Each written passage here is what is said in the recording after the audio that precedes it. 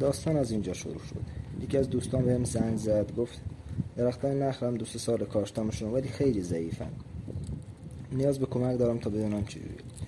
ما اومدیم نگاه کردیم به درختاشون. اولین کاری که کردم نگاه کردم وضعیت آبشون چجوریه.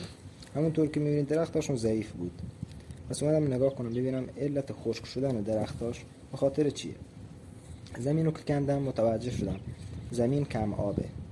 چجوری؟ چون دور و بر درخت حداقل باید 1 متر خیس باشه، آب داشته باشه، ولی این درخت‌ها آبیارشون خیلی ضعیف بود، به خاطر همین شاخه‌هاشون خشک شده بود. دچار کمبود آب درخت میشه، شروع به خشک شدن میکنه. یعنی که اگر هم خشک نشه ولی همچنان ضعیف میمونه.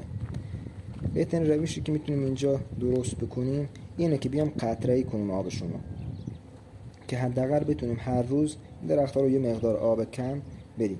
چون این درخت‌ها بخوایم با آب خونگی آبیاری کنیم خیلی طول میکشه. مثلا این درختی ببین، این هم درخت معلوم میشه حداقل 10 روز میشه آب نخورده، زمینش خشک شده.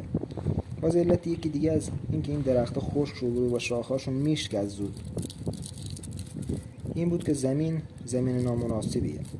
زمین شوره‌زارش، تو شوره‌زار درخت نخل نیاز داره حداقل دور و برش رو خاک برداری بکنیم، بیاریم خاک جدید بریزیم. خاک جدید چجوری؟ از کجا بریم؟ خاکی باز از یه زمین شیرین باشه، یعنی شوره‌زار نباشه، که درخت بتونه جا باز کنه، ریشه هاش بتونن رشد بکنن و بتونه بهتر بشه. ببینید زمین خشکه، یعنی اگه 2 روز آب نخوره به همون حالت قبلش برمیگرده. و اینم تو فصل گرما خیلی بدتره. یعنی تو فصل گرما درخت حداقل نیاز داره توی هر 2 روز یا 3 روز 1 مرتبه آبیاری بشه. همونطور می‌بینید این یکی درخت خشک شده به خاطر همین که کم آب بوده. اگه زمینش رو نگاه کنید همش شوره‌زاره. این درخت‌ها رو یه جوری کاشتن، هم باد بوده هم شوره‌زار. هوای گرم که بهشون خورده زمینش زود خشک می‌شده، به خاطر همین درخت خشک شده.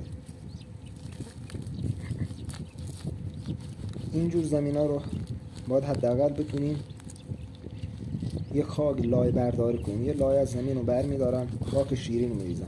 پای این درخت‌ها رو باید کامل برداشت، دوباره خاک اضافه کرد، خاک شیرین باشه یا گیاهخوار باشه، با کود خشک، دقیقاً خشک حیوانی قاطی می‌کنن. این درخت‌ها رو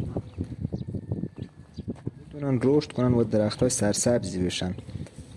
اگه تو هم علاقه داری به باغبانی و درخت نخل، پس حتما سابسکرایب کن، چون قرار خیلی چیزا با هم یاد بگیریم و کلیپ‌های جذاب از درخت‌ها و دانستنی‌های جالب از باغبانی یادت بدم.